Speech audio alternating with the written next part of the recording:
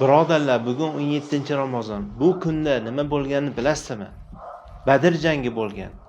Bu kun Yawmul Furqon, haq bilan botil ajralgan kun. Bu kunda birinchi islomda jang bo'lgan. Bu kunda Allohning izni bilan musulmonlar yutgan kuni. Bu kunda payg'ambarimiz sollallohu alayhi vasallam duosi ijobat bo'lgan. Bu kunda bilasizmi, musulmonlar soni 314 ta bo'lgan, kofirlarning soni esa 1000 dan ko'p bo'lgan.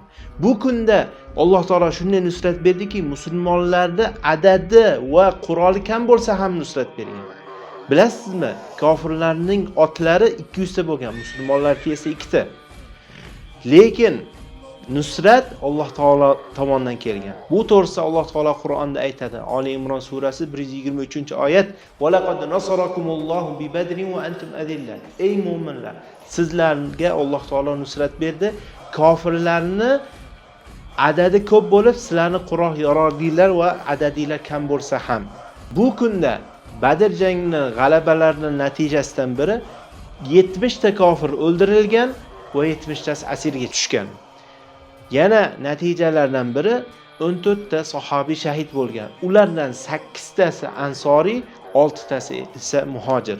Bu kunda 5000 ta farishta tushib, musulmonlar tomoni bo'lib turgan. Va yana bo'lgan mo'jizaviy narsalardan biri musulmonlar tomoniga yomg'ir tushib, kofirlar tomoniga esa yomg'ir tushmagan. Va musulmonlar tomoniga Alloh taolo tomonidan sakinat tushgan. Allohim Badr kunida berilgan nusratda yana bu islom ummatiga nusrat bersin, xususan G'azzadagilarga. Allohumma amin.